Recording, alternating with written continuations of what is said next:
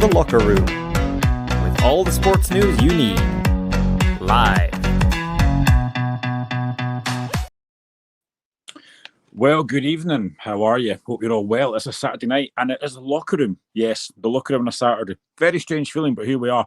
I am Graham Duffy, your host, and you can see I'm alone tonight. Everyone's left me. It's almost like being married. I can't hope my wife doesn't see that. But anyway, I am here to review the Celtic Aberdeen semi-final, the first semi-final from Hampden Park tonight. The game is currently still ongoing. Now, yes, it should be finished, but the game was delayed by 50 minutes at the start because of pyros. They couldn't see the lines, so they couldn't use VAR. Maybe they shouldn't use it anyway. But currently, the score is Celtic 6, Aberdeen 0. Yes, you've heard that right. If you just come in and you've not seen it, and it has not actually finished, Celtic 6, Aberdeen 0. Nobody could have seen this coming. I will already get to a couple of the comments that I've got coming in. Good evening to Gregor McIntosh. Celtic have absolutely hammered Aberdeen. They certainly have. Caden, Aberdeen have had a reality check. Yeah, that is a massive, massive shock. I don't think anyone saw that coming. Certainly on Friday, I never saw that coming. That has been an absolute masterclass from Celtic, which I will get to very, very shortly. But before I get on to that, I will read out the scores from the other games today in case people haven't seen them or read them. In the Scottish Premier League, St Mirren 0, Ross County 0, and St Johnstone 1, Hearts 2. Woohoo! We've won a game.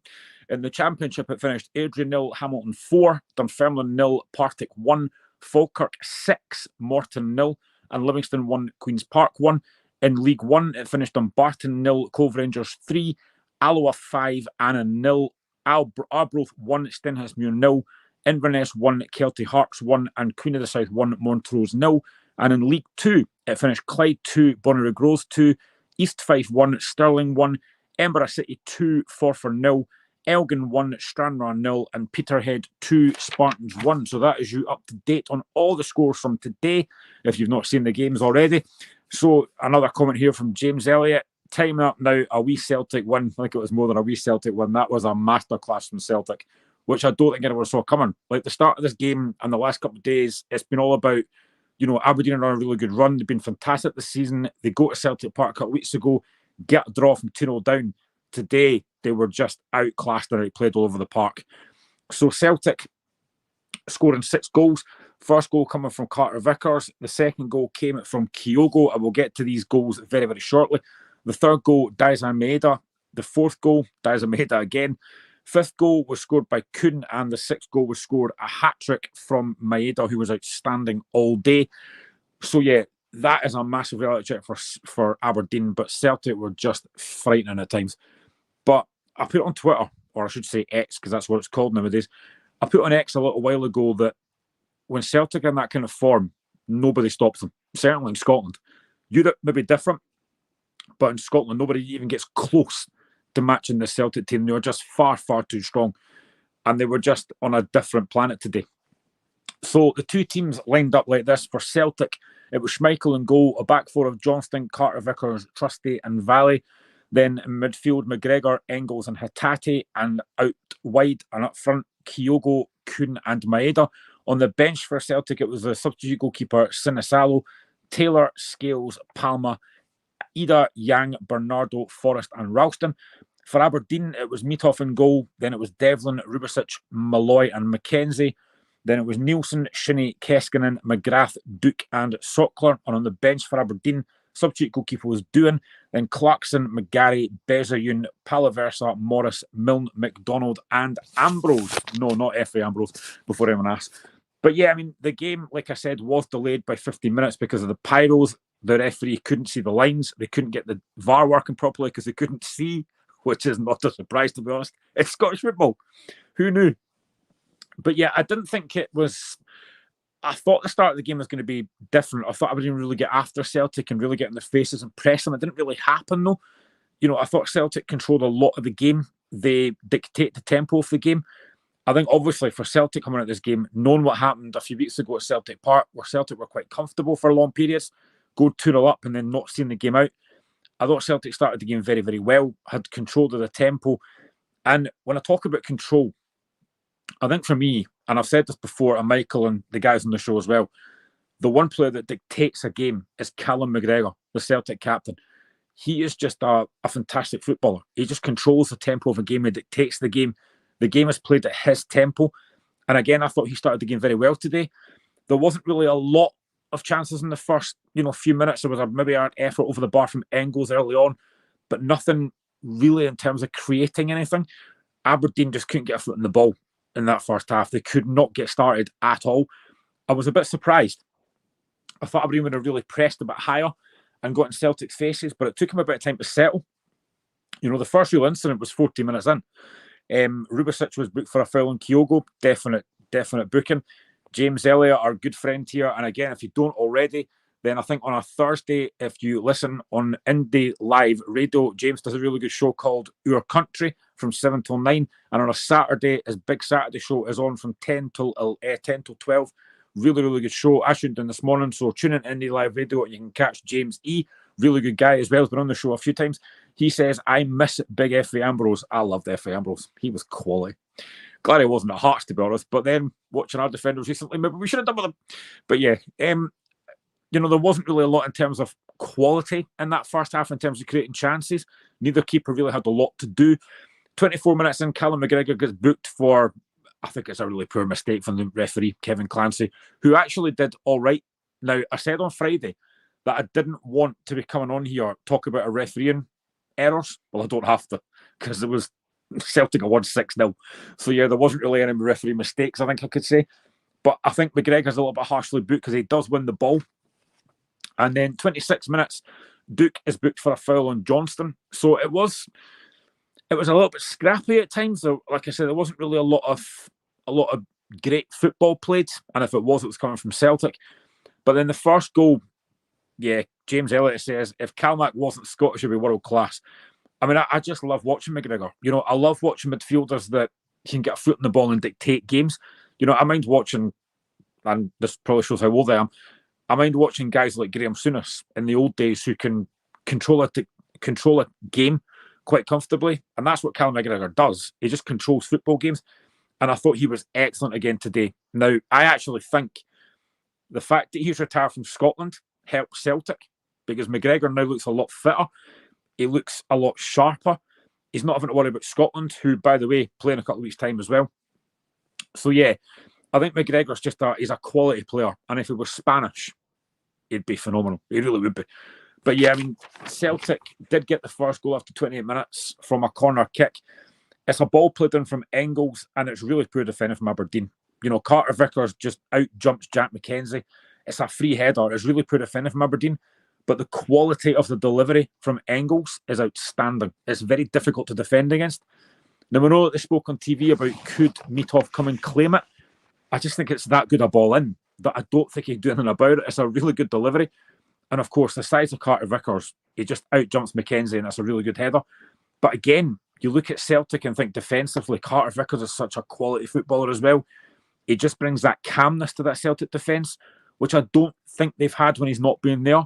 If you look at Borussia Dortmund game, when Celtic got hammered that day, they had Trusty Skills, who, don't get me wrong, are very good defenders, but they're not Carter Vickers.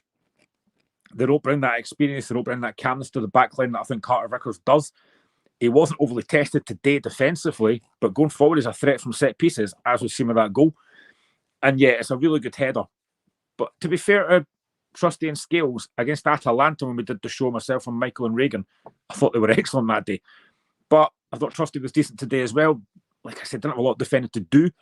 But the first goal, you're thinking, right, what have Aberdeen got now? And Hashbury Stumble says, should have watched the rugby. Scotland 57, Fiji 17. That's a really, really good score for Scotland. I kind of thought they'd win that game today against Fiji, but it's a very, very good scoreline for Scotland. I hope the football team does the same in a couple of weeks and wins their last couple of Nations League games. But we'll get on to that when we talk about Scotland, when the Scotland games come around. No worries, James. Have a good night, mate. James is off out. He will be a very happy man. He's a Celtic fan, so he'll be delighted. Yeah, Alan says Celtic done well, kicked, but. I'll change that to but. Yeah, Celtic were excellent today, like I said. They were just on a different planet to Aberdeen. I think a lot of folk, myself included, I said Aberdeen won the game on penalties. I could not have been more wrong about that. Celtic were just streets ahead. The second goal comes not long later, 3 minutes later. And it's really, really good play from Maeda. It's a break. It's a poor pass from Aberdeen in Celtic's half, given away really, really sloppily. But Maeda breaks. The pace that guy's got is just frightening. But you think McKenzie's done enough. You know, he gets back. He looks like he's going to block off Maeda. But Maeda just gives him a little push. It knocks him off balance. You have to say, fair play to Kyogo. He's busting a gut to get up there. Maeda plays Kyogo in, and Kyogo finishes really well. And at that point, 31 minutes on the clock, you're thinking, I mean, what now? You know, you go back to the game a couple of weeks ago at Celtic Park. Aberdeen did come back from 2-0 down. And there was a point, I think, after about 35 minutes where it looked like the manager was going to make changes for Aberdeen. He was going to make a couple of changes, but didn't make them. The next incident came in 34 minutes. Soccer was booked. I mean, Aberdeen had 3 bookings in that first half. And it wasn't what we call a dirty game, I don't think. There wasn't a lot of bad challenges in the game. But listen, I think Kevin Clancy was right with the bookings that he made. So I suppose no real complaints about that. And then the game is completely killed off in 40 minutes. Again, it's Celtic again. Maeda, it's really, really good play from Kuhn. Really good pass into Maeda, and Maeda finishes. I thought Maeda was brilliant today. Obviously gets a hat-trick, but his overall game, his work rate, his willingness to get him behind. Now, Nicky Devlin has received a lot of praise over the last few weeks. Rightly so for Aberdeen, and he's in the Scotland squad. But today, Maeda gave Devlin a headache. He just couldn't cope with him. The runs that Maeda kept making from outside to in, Nicky Devlin just couldn't handle that. And not a lot of defenders can, because Maeda is really quick. He plays on the shoulder. He's such a good player, and he's just difficult to deal with. And I think that's probably Nicky Devlin's worst game, but he will have better games than that. He's up against a quality player in Maeda. He's going to have better days than that. But yeah, Maeda finishes at 3-0, and at that point you think game over. There's nothing that Aberdeen can do to get back in this game. I will hopefully be joined by Alan Risk, the Falkirk fan, very, very shortly. Again, he'll be talking about the game as well, and we'll touch on Falkirk as well, who were brilliant today. 6-0 win over Falkirk. Into the second half, you're thinking, how did Aberdeen change this? What's going to happen? Will Celtic take the foot off the gas? Because I've seen it numerous times, and everyone else has as well over the years. When teams are 3-0 up in the first half, they switch off second half. They kind of don't really try that hard in the second half. But Celtic just went for it again. Aberdeen did make 2 changes second half. They brought in Shayden Morris and Palaversa for Keskinen and Duke. Made no difference, because in 48 minutes, Maeda gets his second of the game. Kuhn's effort is saved by Mitov. I don't think there's much else that Mitov can do about that. But Maeda finishes an empty net. And at that point, I think actually on my group chat, the Hearts group chat that I'm on, a lot of folk thought this could be 8 or 9 here, the way Celtic are playing. But it's like I said earlier, when Celtic play like they did today, they're on a different planet. Nobody in Scotland can touch them. They are so, so impressive going forward.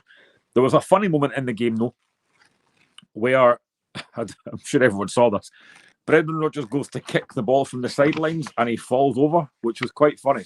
He then gets booked for kicking the ball away, which was...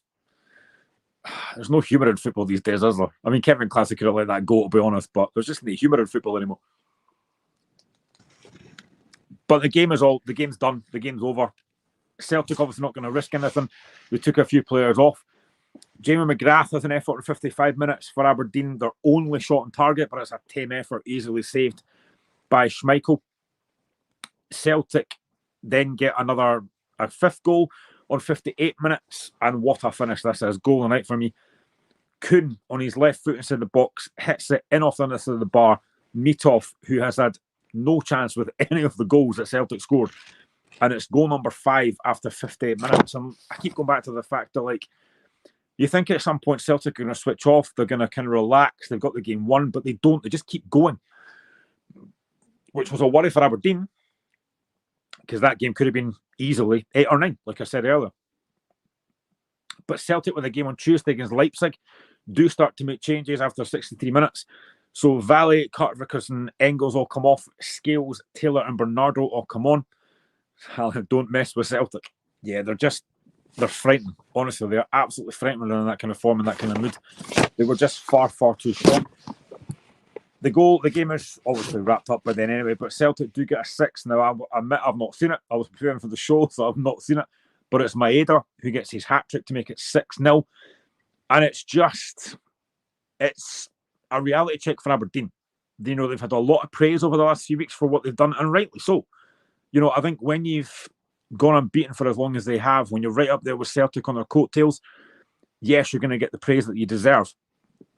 And coming out of this game, like I said earlier, I thought this would go to penalties. I thought the way that Aberdeen played last week, the way they have been playing, coming off the back of that win against Rangers on Wednesday, I thought this was going to be a tough game for Celtic. I really thought Celtic, not that they were going to struggle, but they knew they were in a game today. But Celtic just swatted them aside like a fly. It was just so comfortable. Now, you can look at moments during the game. Now, I touched on the goals there, but if you go back to the first goal, like I said earlier, the goal from the corner kick, that will frustrate the manager, I think, because it comes from a corner kick. Now, like I said, yes, Carter Vickers is a really big presence. He's physically strong, and it is a great ball in from Engels. But you've got to deal with that. You know, Aberdeen don't clear the lines, and I think Carter Vickers just bullies Jack McKenzie. And yes, he's big and physical, but I think you've got to deal with that better. But I think the manager will be really frustrated with a few of the goals that Celtic scored today. You know, like I said, I think the manager has taken a lot of credit since he's come in, the Aberdeen manager, and rightly so, because he's done a fantastic job. But today was a massive reality check. You know, Celtic are just miles ahead. That was almost like a statement from Celtic today to say, look, we are here. We're the best team in Scotland. This is our patch. Celtic don't tend to lose at Hampden Park. There was a stat that was mentioned earlier on commentary by Michael Stewart, or there might be Rory Hamilton actually, about Celtic's reckoning Aberdeen at Hampden, and it's just escalated today. You know, it was a phenomenal performance from Celtic, but I think there'll be frustrations for Aberdeen that they've not dealt with things better than they should have done. This is the first time there's really been question marks asked of Aberdeen, and they've not passed the test. But you have to give massive credit to Celtic, who were just sensational today. If I go back to the second goal, I'm going to try and go through the goals as I can, because obviously I've got a long time to do this on my own. It's a long shift. But the second goal, like I said, if you go back to the second goal, that all comes from a really slack pass in Celtic's ass from Aberdeen. It's a really poor, I don't know who makes it, it's a really poor pass. Celtic capitalise. I think it's actually Engels that wins the ball, and he's actually fouled. This is where I've got to give Kevin Clancy some credit here, because he could have pulled that back for a free kick, but he didn't. He saw that Celtic were on the attack, and I mean, Maeda's pace is just frightening. I actually think a lot of folk have talked about players under Brendan Rodgers this season and saying that they've gone up a level. I actually think the player that's gone up most is Maeda. I think he's been phenomenal this season. I think it's 9 goals, I think, this season now for Celtic. He has been on a different planet. You can look at guys like Kuhn, who, yes, has been brilliant. And I said on Friday to Michael and Reagan that I think Kuhn is a lot quicker than I give him credit for. Because if you go back to the Atalanta game, there was a moment, I think, in the first half where he absolutely roasts the Atalanta defender. I don't realise how quick Kuhn actually is, but he's got a quality about him as well. But Maeda's pace is frightening, and his work rate. You look at Maeda when he plays against James Tavernier. Tavernier must have nightmares about that laddie every week he plays him, because he just can't handle him. But on that kind of form, nobody can handle Maeda. He's too quick, he's too powerful, he's too skillful, and he's got that football brain as well. But that second goal is all about the referee, because Kevin Clancy could have pulled that back. He didn't. He lets it play, and Maeda's pace is just too much for Jack McKenzie. But like I said, you kind of think McKenzie's done enough because he gets back at him, but it's just that little nudge that Maeda gives him.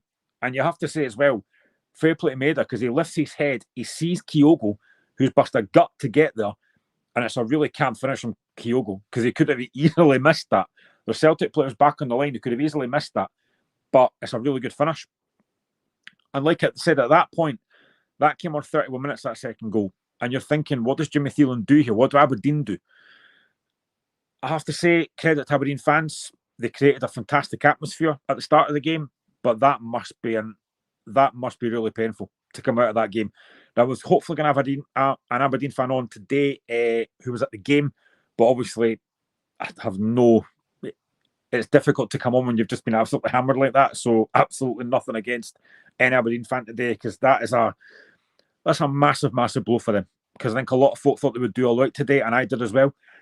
So you look at the third goal that Maeda scores, and again, you know, it's really good play from Nicholas Kuhn. Man of the match is absolutely Maeda. When you score a hat-trick at Hampden, you're getting man of the match. But I thought Kuhn was excellent today. Aberdeen could not deal with Celtic's frontline. Kuhn, Maeda and Kyogo. Now again, I look at Kyogo, and I've said this before to the guys on the show. Kyogo's movement is fantastic. It really, really is. Harry Shannon says, Aberdeen reality check, but Aberdeen have done very well and they are a good enough team to get second spot. Yeah, this is the thing. What this can't do is derail Aberdeen. It can't derail Aberdeen's achievements, what they've done this season. They've been fantastic. They've been the second best team in Scotland by an absolute mile. What it can't do is derail them. Yes, it's a horrific defeat today. You know, to go to Hampden, the fans were up for it. There was loads of Aberdeen fans there today. That's a massive, massive blow. But it can't detract from what they've done so far this season. They've been brilliant so far this season. They've got Dundee next week at Pittodrie, and that's a sellout. I think they'll win that. You know, it's about how they bounce back, but I think they'll win that at Pittodrie. But today, there's no doubt it's a massive reality check. But I keep going back to the fact that when Celtic are on form, they can do this to anybody. This is a Celtic team that were frightening today. And I posted that on X earlier. They were frightening. Their movement, the pace, the way they move the ball, Callum McGregor dictating the game. They were great to watch today. Even from a Hearts fan saying that, I hate saying that. But you just have to sit back at times and go, do you know what? They were frightening. They were just phenomenal. But that third goal, you know, Kuhn, really, really good play, and Maeda finishes it. And I keep going back to Maeda. I just love watching him. You know, he never stops. And this is like, if you go back to when Ange Postecoglou came into Celtic and you were watching his training sessions, and the thing that stuck in my mind was what he said: we don't stop. You know, we stop at the end when we've won the game. And that kind of feels what Celtic are doing now as well under Brendan Rodgers. Rodgers was criticised last season because the style of football that Celtic played wasn't great. You know, Hearts went to Celtic Park at Christmas time, won 2-0. Celtic fans booed Santa, which I still will never forgive. I love Santa Claus. But this season, they have looked like back to what they were under Rodgers at the start. When he first came in, they just look like they can blow teams away. And this is why, as well, I've said that there's no title race. Now, I know that Aberdeen fans might look at this and say, we're still in the title race. I'm sorry, but I don't think you are. Celtic can go out, and again, I said this to Michael on Friday, in January, if Celtic feel they need to, they can go out and sign a player for £8-9 million. Aberdeen can't do that. So they just blow teams out the water. I still fully believe that Celtic will win this league by at least 15-20 points. Aberdeen will be second. I've no doubt about that at all, because Aberdeen are a very, very good side, and the job Jim Matheny has done has been fantastic. Today is going to hurt. It is really going to hurt Aberdeen fans, the players, the managers, the staff. It will hurt, but they will bounce back from that. But Celtic on this form are just too good and too strong, and nobody can get near them. Nobody can touch them. And I'm not looking forward to Celtic coming to Tynecastle in a week's time, because I think that could be an absolute hammering. But yeah, you're looking at that first half performance, and I've got, obviously, when I'm hosting a show, I think Michael does as well, when I'm hosting a show, I do write down things during a game. And for Aberdeen, I have nothing written down in terms of chances for the first half. They didn't really create anything.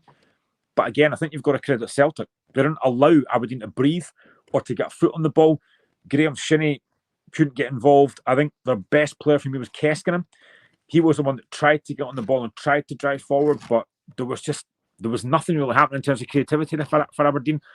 Duke, who I think recently has been very, very good, couldn't get in the game at all.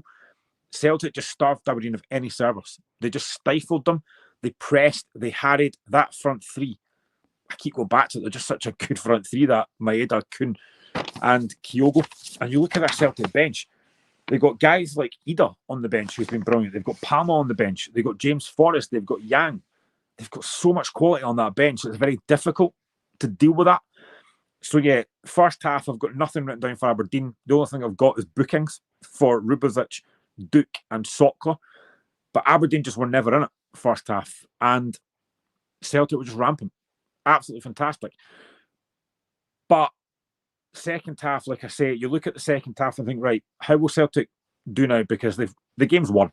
You know, at 3-0 up, the game's won. Celtic are not going to throw that away. Do you start making early changes to focus on Leipzig on Tuesday? Not even a chance of it. Celtic just kept on going. Maeda gets that fourth goal, but you have to look again at Kuhn. It's fantastic play from Kuhn down the right-hand side. He tears past the defender, gets into the box. Maybe a bit fortunate with the break. It's a decent attempt, but it's saved by Mitov, but the ball falls to Maeda.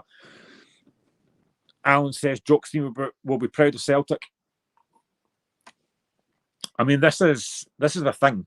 I've been asked numerous times by different folk, do I ever see anyone outside of Celtic and Rangers winning the league? And the simple answer is no. I think Celtic win the league for a long, long time to come. Rangers are miles off that. We'll be doing a show tomorrow as well. We're on tomorrow from 5 till 6. I think it's myself and Alistair Blair as we look at the Rangers Motherwell game, which we'll get to shortly. Michael Harrison, good to see you, Michael. Celtic are in a different stratosphere than the rest of the league. The manager is elite class and their squad is top quality, plus they've more money than the whole league put together. Exactly. I mean, you look at that Celtic squad and it's far too strong. And they're consistent. Today, like I said at the start, today should have been a difficult game for Celtic. There should have been a game that everybody was looking forward to, even neutrals, even folk that don't like Scottish football, that are English, that had a vested interest in today because of how well Aberdeen have done. I think everyone looked at that game today and thought, Aberdeen are going to give Celtic a really hard game here. This will be a big test. And for Celtic to win 6-0, they've just blown Aberdeen out the water. But Celtic can do that to anybody. On form, Celtic can blow anybody out the park, especially at Hampden Park. And Rangers and Motherwell play tomorrow. Now, I said on Friday, whoever wins today wins the cup. It'll be Celtic. Rangers and Motherwell cannot get close to Celtic. I mean, let's put that down now. Celtic won the final. Celtic, give them the cup now. Give them it now because they're not going to get beat. So, yeah, Celtic are just miles ahead. And, Brendan Rodgers, for all the stick he got last season, I think he's actually come back a better manager this season. He looks really up for it. He looks hungry. The desire's there. The energy's there. And Celtic just look an absolute mile apart from everybody else. That second half, like I said, you wonder how Celtic were going to do second half. Aberdeen make a lot of changes second half, making 3 changes. They could have taken the whole team off and it wouldn't have made any difference. But Celtic were just phenomenal again second half. They go and get the 4th goal. Maeda, but again, it's Kuhn. It's Kuhn has been brilliant. Like I said, the goal, it's a save by the goalkeeper, but Maeda's there. 4-0 up. I keep going back to the fact Celtic have got a game on Tuesday against Leipzig, which is a really tough game. I do think Celtic win that, though, at Celtic Park. But you think 4-0 up. Will Celtic now start making changes, rest a few players? You could take anybody off. But they don't. It's almost like they wanted more and they got it. The 5th goal coming from, like I said, Kuhn's left foot. I mean, what a finish that is. I mean, if it wasn't for the fact that Maeda's got a hat-trick, Kuhn's probably get man of the match because I think he was brilliant today. But what a finish, on his left foot to bend that past the keeper of Mitov's quality. I don't think there's many times that Mitov's going to lose 6 goals and couldn't really do anything about any of them. It was just a phenomenal strike from Kuhn, who really has grown into that Celtic jersey. He's looked outstanding. Again, just a class apart from anything that's in Scottish football just now. And then at 5-0 up, Celtic do start making changes. They take 3 players off, put 3 players on. And Aberdeen's... You wonder what's going through Aberdeen players' heads. And Jimmy Thielen's head at that point. You're 5-0 down in a cup final. I mean, what do you do? Plunge McNugget. What a name that is. That's a great name. Fantastic performance from the serial winning champions. We put Aberdeen firmly back in that pen. I mean, it's hard to argue with that. Celtic were just on a different planet. I feel sorry for Aberdeen because going into a game like that in a semi-final, you want to put on a show, you want to put on a show for your fans, and they've just been absolutely taken apart. They've been absolutely taken to bits by a rampant Celtic team, which is what I've put on the tagline there. Rampant Celtic. They were just on a different planet today. And in the 6th goal, like I said, Maeda scores that. I've not seen it because I was preparing for the show, so I've missed that one. But what a performance from Maeda. What a performance from Celtic. 6-0. I just want to repeat that for anyone who's not watched us. Celtic 6, Aberdeen 0 in a National Cup semi-final. It is frightening how good they were. Michael Harrison says, to be fair to him, Graham, it's very difficult for a manager to come in and change style immediately. His management of Ange leaving and him taking over was top class. Yeah, I do agree. I just look at last season, I think a lot of Celtic fans were not happy at Brendan Rodgers' style. They weren't maybe playing as good football as they were under Postecoglou. And you are right, yes, styles do change. Brendan Rodgers in his first season was unbelievable. The style of football he had is he wants to play attacking. He wants to seem to play front foot football. He did that at Leicester as well. I think when he came to Liverpool, and I'm a Liverpool fan as well, when he came to Liverpool, I generally thought we were going to win the league that season. We should have done. With Sturridge, Suarez, Sterling, Gerrard, it didn't quite work. But certain managers suit certain clubs. I've said that numerous times. And Brendan Rodgers does suit Celtic. And the football they're playing this season has been phenomenal. They will look back at that game and you lot were getting too cocky. I'm not an Aberdeen fan. I mean, you just look back at like Celtic last season and, like I said, their fans weren't happy in Christmas time. The style of football wasn't great. But this season, they look frightening. But you look at a few weeks ago, I think Brendan Rodgers has learned lessons from that game, from the Aberdeen game at Celtic Park, where Aberdeen came and Celtic didn't kill the game off. 2-0 up at Celtic Park. Very few teams tend to come back from that. Jimmy Thielen made changes, attacking changes, and they got back in the game and drew 2-2. Yes, Celtic had a chance to win the game. I didn't take them. But today, there was never any chance that Celtic were losing that game. They were just on a different planet. And, it is a reality check for Aberdeen and Jimmy Thielen. They've been getting a lot of credit, like I've said, and thoroughly deserved. But it's how they bounce back from that now. They've got to bounce back from that. It's going to hurt. Aberdeen fans, you will definitely finish second. There's nobody to stop you from that. I'm not an Aberdeen fan. I'm a Hearts fan. Couldn't care less about Aberdeen. But I do believe that Aberdeen will finish second. I think they've got a very good squad, but they have to learn lessons from today. That is going to be really painful. That is going to really hurt. Their fans going back up the road, they'll be gutted because nobody saw that coming. I tell you now, nobody saw that coming. No pundit. I don't even think Celtic fans saw that coming. They probably thought their team would win, but not 6-0. No chance. And also, if you're Rangers and Motherwell going at that game tomorrow, you're looking at that today going, oh, geez, what do we do against that if we get to the final? That is going to be... I don't know what to say about Aberdeen today. They were just outclassed and outplayed. They've got Dundee next week, like I said, in the league, and I think they will bounce back. They have to. They'll probably make changes from that game. There'll be a few players that might think maybe the legs are just gone a little bit after that today because that was an absolute chasing they've taken today. But I keep going back to it. Celtic do that to anybody. They were just on a different planet today. But Aberdeen will learn lessons from that. I think Duke and Sutcliffe, the front two, just didn't really get any service. They weren't allowed to because Celtic just stifled them and pressed them over the park. Jamie McGrath, who I think has got a lot of credit this season. I think McGrath's been one of the best players in the league this season. He was miles off it. He could not get in the game at all. He had one free kick in the first half that looked more like he was playing rugby. It was a terrible, terrible free kick. But Aberdeen will definitely bounce back from that. They will take lessons from that. They will maybe not... They were a bit open at times today. I think at times you just need to kind of sit back and just try and get a foot on the ball, try and make a few passes, but they couldn't do that. They couldn't get a rhythm in the game at all. Graham Shinnie, who I do quite like, couldn't get in the game. I keep going back to Callum McGregor. That is what you want from a midfielder and a captain. One captain and another. Callum McGregor dominated that game, completely bossed the game. Graham Shinnie could not get close to him. But very few folk in Scotland can. Callum McGregor, like James Elliott said earlier, Callum McGregor, if he was Spanish, would be frightening. He would easily get a game in the Spanish league without a shadow of doubt because he's that good. But, like I said, Aberdeen will learn lessons. They've got a big, big game next week. They can't lose focus. Today's a big, big reality check for them. They will bounce back. But that was a brutal, brutal defeat for them today. But Celtic, you have to give Celtic massive credit because that was just unbelievable.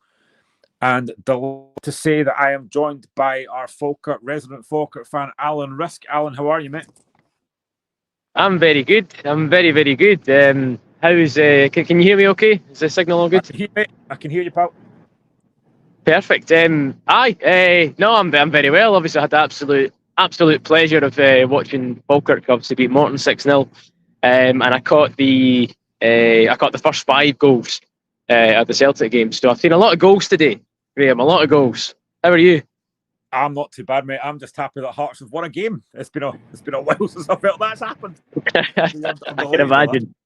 And you know, it was very funny actually, because at the game I was at the Falkirk game with a Hearts fan who obviously he also wanted to see goals and wanted to experience good times. That's why he came through to Falkirk. But we were chatting about Vargas, and I think that one of the conversations we had was how Vargas was a player with tons of pace. He just lacked that final ability, like that final third decision making and goal scoring. And what did he do? A few minutes after that, my mate tells me, he goes, "Oh, Vargas has just scored." So have you seen the goals? Or how was it? I was watching it. I can't lie, it wasn't a great game from Hearts. I thought we were quite poor, but the major thing was winning. We had to win, and we've done it. We're off the bottom for about 24 hours, but I'm just glad to win because it feels like it's been a while since I've seen us win a game. Yeah, no, I can imagine. I think the problem for Hearts just now that Neil Critchley's got is he found momentum. He had the new manager bounce. He had a couple of games and loads of goals, clean sheets. I guess everybody hoped that you've got, because everyone knew pre-season Hearts have recruited well. I find any argument if anybody says, "Oh, we've lacked the investment," Hearts recruited well. You brought in some of the best players from your rivals in the league, which is a novelty in this game, especially for any team outside the Old Firm. And you looked good, and obviously that draw on the opening day against Rangers, you're like, this is brilliant. Like, Hearts can kick on. They should feel aggrieved not to have won that game. And then obviously we know what happened. Yeah, I'll come on to touch on Falkirk just now, but I mean, Celtic have just absolutely hammered Aberdeen 6-0 in the Premier Sports Cup semi-final. I think if you'd asked anyone before the game, Alan, I don't think anyone saw that coming. But how big a reality check is that for Aberdeen to lose 6-0 in a semi-final the way they've been playing? It is, but I don't think it is a reality check to this Aberdeen side. I think they would have known that this was possible. I think they would have been comfortable that Celtic can do this. Because I mean, what's he watching the game? And you can tell me if you saw it different, but I don't think Aberdeen played particularly badly. I mean, obviously the second goal was awful, like really just poor defending. To lose a goal like that from your own free kick is tragic.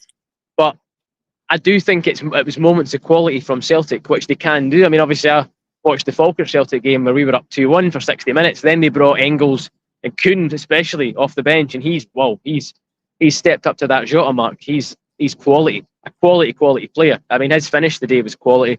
I think they've got that in their team to do that, and I think it's a reality check. And yeah, because if anybody did think Aberdeen were going to go and win this league and do anything else, it's an absolute reality check. But I don't think Thielen and any true Aberdeen fan really thought they could compete with Celtic over a full season, because you can't, unless you've got the money that Celtic do. And I think that's a fair argument. You don't have the squad depth to do that. I think what you can do, though, is you can compete in individual games. And I think Thielen hopefully will look at this and go, today we weren't up to the mark. We can learn tons. And then we can come back and get back to league business. I hope that's what Aberdeen do, because for me, that 6-0 could have happened. It was always a possibility. I don't know what you think. Yeah, no, I completely agree. When I said earlier that Celtic on this form can hammer anyone. You know, they've got such a strong squad. They're such a good side. But I think folk look at the game a few weeks ago at Celtic Park, and Aberdeen came back from 2-0 down, got a draw.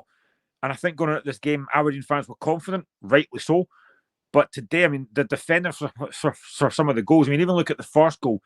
Carter Vickers is far too strong for Jack McKenzie from the header. Some of the goals that they lost were very poor. But Celtic on that kind of form are going to hammer anybody. Yep, absolutely. They are. And I've seen a few sort of tweets come out and say that, this clearly separates us from the rest. But the counter argument is, but what about the rest of the Champions League? You know what I mean? Like that's still Celtic's level. Like, I mean, it's probably not. I mean, it's probably Europa League. That is Celtic's level. The accounts have all been published in the last month. Rangers are the ones that Celtic should be competing with. And if they beat Rangers, they can feel happy to beat Rangers. And because ultimately those are the two closest clubs. I sometimes get riled up when I see that and I get it, your team performed well and you want to celebrate it. That I'm all buying in for. But I think there has to be a level of respect if you've got that much advantage over your opponent, that you have to kind of acknowledge that advantage and say, look, we play attractive football. I'm enjoying our football. I think the players we've got are talented. It doesn't always click. These days, it has been clicking as recently, and I'm really chuffed to bits with that. But I acknowledge there's an advantage we've got over teams like Aberdeen. I wouldn't really acknowledge that over Rangers, because ultimately Rangers, they've made their own case and they've spent and overspent. And I think someone put a figure out to say that Coombe was bought for half the price that Dethers was. So right there, that tells you a story on recruitment. But for Aberdeen, that's not the same story. It's a very different story. And I think there has to be an element of understanding that when you've got the amount of money that they do, they can buy these players. And I share that with Celtic when they play teams like Real Madrid and Dortmund. As a Scottish football fan, when I'm watching them, I take that into account and I acknowledge that. And I go, look, you need to maybe play a bit smarter, play a bit more defensive, or change your style or whatever. But I acknowledge the scoreline, I acknowledge the talent that I'm watching in the field. I just think, I think Celtic Rangers are more their rivals. Don't worry about Aberdeen. I think the argument for Celtic is that everyone spoke about Aberdeen, they're undefeated. They're our challengers, and that's fine. It's good, because obviously ultimately if you win all your games or don't lose a game in the league and you play at Celtic Park and beating Rangers at home, you are still joint top of the league. But I've never seen Aberdeen as a league challenger, a title challenger. Yeah. I've seen them as a second place challenger, which again we've not had for a while. What do you think Jimmy Thielen will learn from that? Obviously it's a really painful defeat for Aberdeen. Go back up the road. They've got Dundee at home next week. I don't think that'll derail them. But what do you think he'll have learned from that? I think I do think naturally just naming the two teams, it is a very different game. I think what I liked about him was his team were down at half time and he done the same thing he's done in a lot of these games. He made the changes at half time. He didn't say, I'm going to wait until 60 minutes and see how it goes. Duke was on a yellow card and I thought he was unlucky in the first 5-10 minutes not to get a couple of fouls. Alistair Johnson, some of the tussles, he didn't get them. I think he was probably right to get booked in the one he got booked for. But it was ineffective. His pace wasn't causing Alistair Johnson too much hassle. And he wasn't managed to break through the lines, and he was on a yellow, so it became a risk. So I like that he got swapped. And again, like Keskinen, I think a few he made the changes that he thought he wanted to make. I think what he'll learn is that on that day he didn't get the response he wanted. I think they did start pressing at the start of the second half, and if they got a goal back, 3-1's a dangerous scoreline because you're in that 2-goal bracket and you've got momentum. They didn't get it. Celtic scored. It kills the game. I think learning points, it's a standalone game. I think he's a level-headed character. I think he'll come away, and I think the biggest thing for him is he has to take it away and go to his team and just go, look, that was a cup game at Hampden. Celtic can do this. But they didn't do it to us at Celtic Park. And at Aberdeen, we play our game. So the next time we have to worry about that Celtic team is the next time we play them at Celtic Park. And you only play Celtic 4 times a season. The rest of your games are against the rest of the league. So I think it's fair for every manager, and the best managers won't. Your Alex Ferguson stuff won't, and maybe Thielen won't. But I think you can isolate the rest of the league from a Celtic. And I think to keep the momentum up because it's a loss of confidence is, I think, it's the biggest risk. If a team like Aberdeen, who are still unbeaten in the league, still absolutely flying, 9-point gap, the risk is they lose confidence, would you say? Daiza Maeda scored a hat-trick today. He's one of the players I think has got up a level at Celtic this season. I think there's 9 goals for him this season. He has just been outstanding so far this season. And a hat-trick at Hampden doesn't happen very often, but he was brilliant again today. Yeah, and I think he's a player who, as much as I'm not a Celtic fan, you watch the teams, you enjoy hard workers in football. And he's a player who often doesn't get the plaudits because he's been seen as similar to Vargas. He's been seen a lot of time as a speedboat without a driver. And he's a high energy.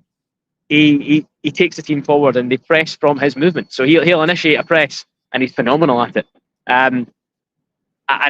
He's always had the ability to get the goals, but some seasons it's never quite clicked for him. To get a hat-trick at Hampden in a pressure game where they went into it knowing there was a challenge on the table, that's quality. That's absolutely quality. And I'm sure his link up with his compatriots as well, and like the general style of them. I think there was a couple of really good finishes in there. And he's a guy who's already he's getting called up for the Japanese team. He's flying. He's getting games in the Champions League. He's getting a good place. Maeda. So it's a guy. One of the guys who I'm quite happy for, and he does seem like a good guy. So yeah, I think he's getting rewarded now for some of the stuff that he maybe didn't get rewarded for, in his earlier in his Celtic career. Rangers and Motherwell play tomorrow, but if you're a Rangers and Motherwell fan looking at that game today, you must be worried looking at that Celtic team in that final, because Celtic just looking at a different level from everyone else. Yeah, well, I said that before the game. I thought the winner of this tie will have their tails up and they will be buzzing for the final, regardless if it was Aberdeen or Celtic. Obviously, it's become Celtic, so it's even more in Celtic's favour. I did feel that if Aberdeen had won today, I couldn't see a Teelan team losing to Rangers or Motherwell at Hampden. I think, yeah, they'll both be worried. I think there's obviously financial benefits. There is the benefit of a final where teams can't. Potentially a team might not turn up. It's very limited because there's enough players at Celtic that they can rotate that and they'll find a way to break through you. Obviously, Falkirk felt that at Celtic Park in the Cup. Wasn't working for 60 minutes for Celtic. They made the changes. They managed to get the result they wanted. But I think it's still a very, very interesting game, irrespective of the final. I think that's a game, as this one was. I actually felt that if Aberdeen, in this game was a massive one for the title, more so for Celtic than it was for Aberdeen. I felt that if Aberdeen had won, the narrative goes, they've got the better of Celtic. They're in Celtic's heads. It's now a title race. Celtic comfortably winning, it doesn't mean that Aberdeen are away. Their season can still tick by as they wanted it to tick by. They can still push for second. But it was a much more damaging one if Celtic lost. Or even if it was a tight Celtic win, then it's still in Aberdeen's favour. That result just affirms what we all knew. The other game, the narrative's been around: can the Rangers afford to sack Clement? But can they afford not to sack him if he loses this game against Motherwell at Hampden? Motherwell are a team who are obviously doing really well. I think they're sitting 4th or 5th, not far off Rangers actually. So they're actually level in terms of the league form, very close to them, and they've got those break sparks in the team. I don't know if you've listened to it, but Lennon Miller did a really like a 20-minute interview with the BBC, talking about the loss of his mum at a really young age. I think he was maybe 5, and it talks about how he used to process that as a youngster. And he obviously dove into football, really just like distracted himself in the football. He said, I wanted to get out of the house because being at home reminded me of it, and that he threw himself into football. And he's got that sound about him when you hear him in interviews. He's got the maturity of 33-year-old, never mind an 18-year-old. And obviously with him playing more advanced and getting more goals, he hit the bar a couple of chances against I think it was Celtic or Rangers last week. Really good form. So they've got a feel good factor, Motherwell now. Kettlewell's got that team ticking and morale's high. But obviously it isn't the Rangers. So I think that game poses more risk. I think if Rangers lose, I mean, how long can Clement stay? Well, talking about feel-good factor, Alan, I mean, I can't have you on and not talking about Falkirk. A 6-0 win against Morton today. I mean, how good must it be watching Falkirk just now? I mean, I thought Falkirk win today. I didn't expect 6-0, but how good has it been a Falkirk fan just now, mate? It's a gift, man. It's an absolute gift. It's I think we're playing that well that you're kind of in the moment just going, this isn't going to last forever. But the way the system are playing, and I think today was a really interesting game because we've lost so many players through injury. Callum Morrison was out. McKeever was meant to be out for 8 weeks. Lang was out. So many of our core team were out injured, and this week was quite a big moment because Morrison came back into fold on the bench. McKeever came back on the bench. Mackie's still out. It was kind of like we'd survived this period of injuries, but we hadn't really had a crisis. I mean, we lost the game at Wraith, granted, but we came into today hopeful. But I think Morton were actually unlucky in their last game, not to get anything. I think got beat 1-0. So we're conscious that Dougie Imrie plays anti-football. it could be a really scrappy game, and there's a chance we could lose or get a chance that we could concede chances. It just didn't turn out like that. It just didn't turn out like that. We were just at them from the get-go. And I'm sometimes not complimentary enough to our Falkirk side, because I was like, why are Morton not even like, they can't even get out and get a chance. But ultimately, because our press was so high and we were so impressive in pushing them back, and the pace of our wingers, like Ethan Ross, was on fire. I think obviously the right wing side with Adams and Miller, like they just couldn't cope with the swell of our attacks. I mean, I think the keeper made two or three saves before we scored. And in our first two goals, just because we're really struggling to break through properly through the lines and get a clear opportunity, we end up scoring two headers for the opening two goals, which we don't do a lot. So that was quite fun to see. We're like, oh, we're actually getting the ball in the air into the box. Keelan Adams scored, the right back, the young guy we got from Cumbernauld Colts. So that was really cool to see. Really good for him, because obviously he's gone through a transition in his career, obviously stepping up to full time all the way to the Championship from Cumbernauld Colts. And he's adding goals to his game. He's got tons of assists this season. Like he's a real player, and we're going to be struggling to keep a hold of him next season. And then, yeah, the rest, the whole front three that started the game, Oliver, Ross, and Miller all got a goal. So ultimately, it was a really, really good day. And I think it became the second half, because we had such a big lead at half time. The second half, but since we got the fourth goal, we got a penalty. I went to see my mum and dad at the right-hand side of the main stand.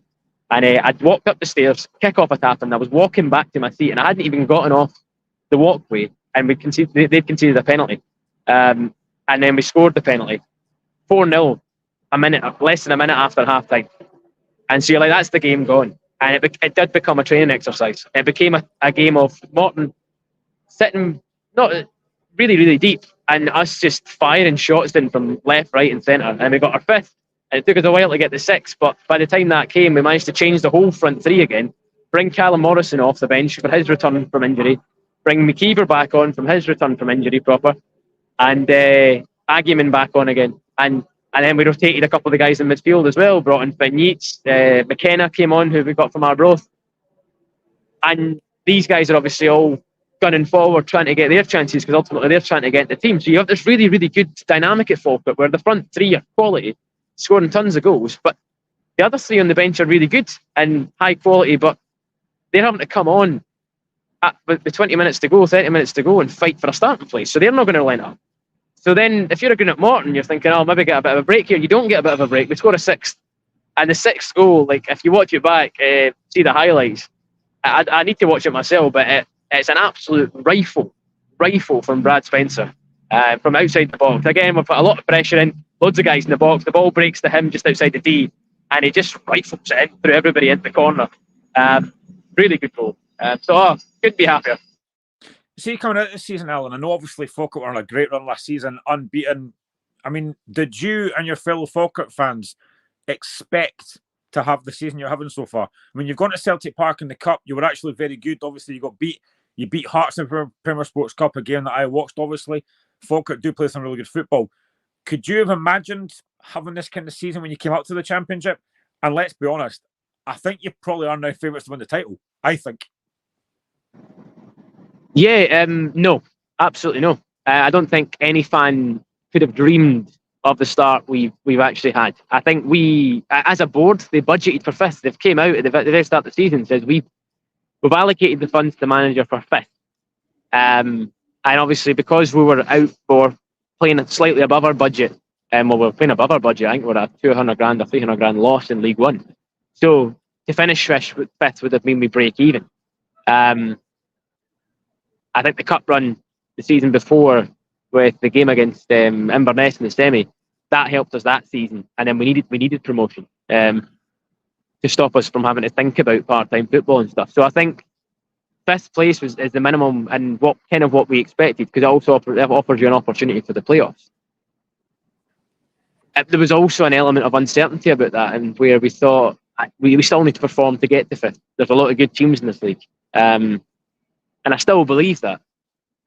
But I've underestimated how good momentum is in football. We've just carried it.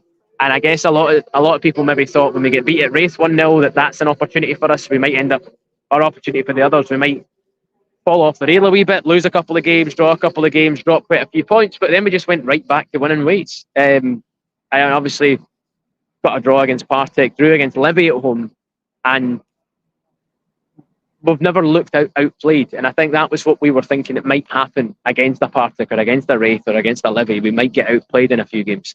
And one of the reasons we can believe and hope that we can get promoted, I know we're rated as favourites, we've got a gap at the top. Livy drew today.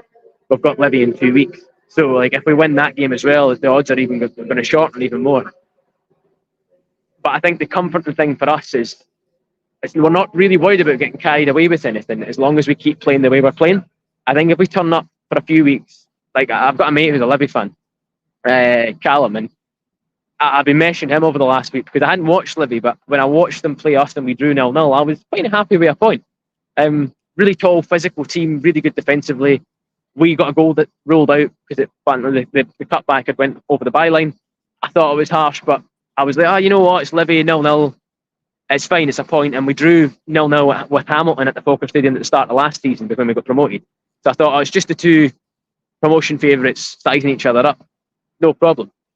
But again, Livy didn't really go forward too much. And then I spoke to my mate and he said, actually, we've not gone forward much in any game. And poor results are coming. And that was before they got beat 3-0 off at Dunfermline. He said, this system that Martindale's got can't survive. Keep doing this. So he's been touting bad results for a while. And I mean, even today, he got a 1-1 draw with Queen's Park. And I did look at that as a really, really difficult game for them, especially if they aren't playing as well. But then actually Queen's Park had a man sent off in like the 63rd minute or something. So for like the last third of the game, Livy had that extra man. And then like my mate Callum says, they couldn't penetrate and get the goal that they needed to win them the game. So it's given me a lot of hope. I think Livy aren't the Premier League relegated team who are going to bounce back up that I thought they might be. They're not a Dundee United. They're not a Hibs. They're not a Hearts. They're a Livy. And I think if we keep playing the way we're playing, I don't think any team can match that tempo. And we'll lose games because I think the game we lost against Wraith, it was just a day where we had a couple of injuries. And we just didn't get a shot on target. And if you don't get a shot on target, we knew that was an off day because it's unlike us. Like we'll get shots and keep it all day long. There will be days in the league where we just can't score because that happens to the best of teams. You can hit the bar 3 times. I think at the Partick game we should have won. We drew 1 each and we hit the bar twice. That's fine. Those games will happen. It's if you have too many of the race games in a row and you're like, actually, we're not creating chances here. I'm not worried about that. So I think as long as we do that, we'll keep ourselves contending. I reckon the message from McGlynn to the squad is going to be there's a gap now at the top. Let's build that gap and keep it going. And that starts Airdrie next week, who just got battered today off of Hamilton 4-0 at home. I know McCabe's obviously under massive pressure, and he's obviously undergoing an injury crisis. It's a whole new squad he's got. That's a big problem now for Airdrie. But then they have to come to the Falkirk Stadium, and we've just won 6-0. That's going to be a really interesting game for them. And then after that, we've got Livy at Livy. So that then becomes probably one of the biggest games of the season so far. Because obviously with Ayr losing at Wraith the other night on TV, that they didn't look that good. And actually, in that game, you would argue that I should be more concerned about Wraith now getting momentum and winning the next 6 games and catching back up with the rest of the pack. That's probably now the money. So I think with them losing Anton Dowds, they just didn't look like they had that edge with just Oakley and Babbage up top. So yeah, it's an interesting league. I didn't see us doing this. I know it's a very long-winded answer for it, but I think you're living in the moment, want to keep winning the games, scoring goals, enjoying yourself, and selling out the stadium. And the more that happens, the more money comes in, we might have money to get somebody else in January just to buffer it up even more. I don't want to ask this, but I have to. At what point does it start to be worried that John McGlynn might get snapped up? Anytime a manager gets sacked now in the Premier League, it has to. But I don't know if you saw that game on Friday night. He had an interview, and And in the interview, he talked a lot about Hearts. He actually talked about it was a really interesting bit. Actually, he talked about Romanov and how he was asked, did Romanov pick the team, and he said no, but I had to send him the team on a Friday, and how Romanov hated John Sutton. A really, really good interview. But he also, earlier on in that interview, it wasn't clipped on their socials, he mentioned he feels like he's got unfinished business in the Premier League, but he wants to do that with Falkirk. And he feels that the story of back-to-back promotions would live long in the memory. And he thinks that's a story he believes that we can achieve. So behind the doors, every team wants to win every game. So I'm more than confident that he's telling the players that they can do it on a game-by-game basis. The fans are tempering on expectations, but there is a point where it becomes, if it does, 10-point gap where you have to go, perhaps, like this stage of the season, we're so far ahead, like how can we not believe? Aye. Yeah, I mean, it's been fantastic for Falkirk. Alan, I'm going to let you go. We're just wrapping up. Thank you very much for joining me tonight. I hope you keep enjoying Falkirk's run. I'm sure you will. It's been fantastic. Thank you, mate. It's been much appreciated. Much appreciated. Thank you very much, man. And aye, good. Well done for the Hearts today as well. You Godgies have needed it. So hopefully it's turning around for you guys as well. Absolutely. Cheers, mate. Enjoy the rest of your night, pal. Cheers, you too. See you later, mate. So that was Alan Risk, our Falkirk fan. I will read some of the comments that have come in that I've not been keeping. Well, I have been keeping an eye on them. But so Michael Harrison, remember Celtic lost home and away to Hearts last season, so even top teams can lose.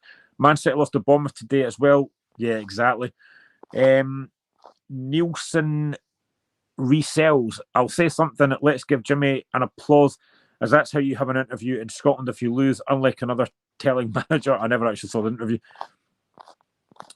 The game at Celtic Park, Celtic are 32 shots on goal, Aberdeen 7 shots. Celtic could have been 4 or 5 up at half time, but Aberdeen did well to get the point, but it could have been so different like you've seen today.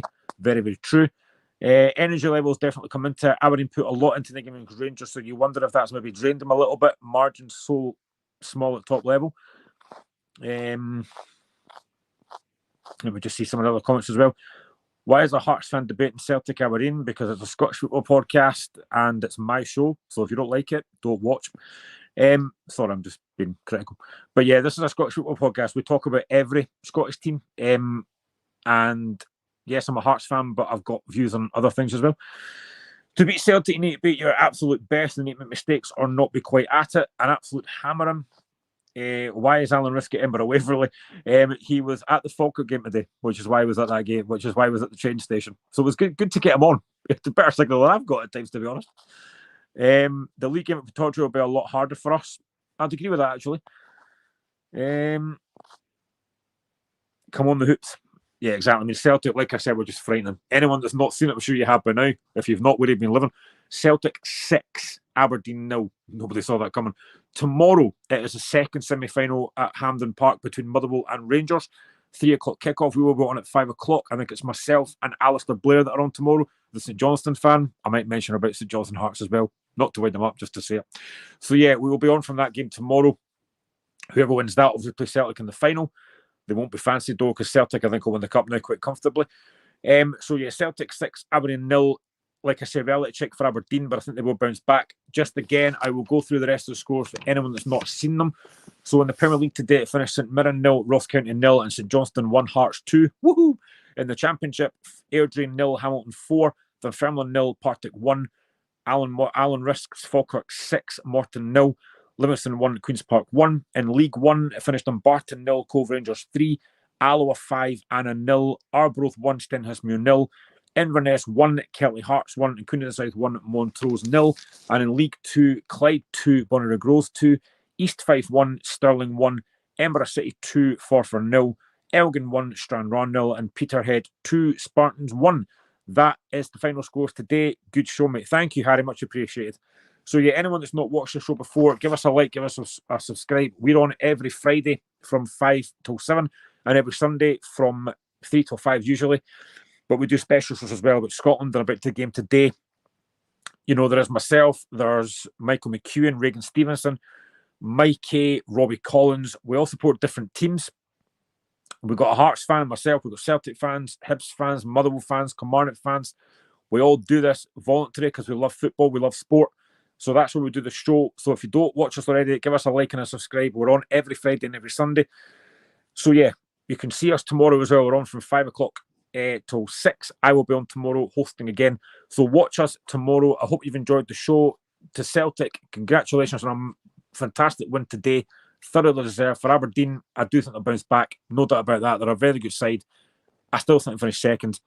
But the credit today has to go to Celtic for a fantastic 6-0 victory. We are back tomorrow. Hope you can join us then. Enjoy the rest of your night.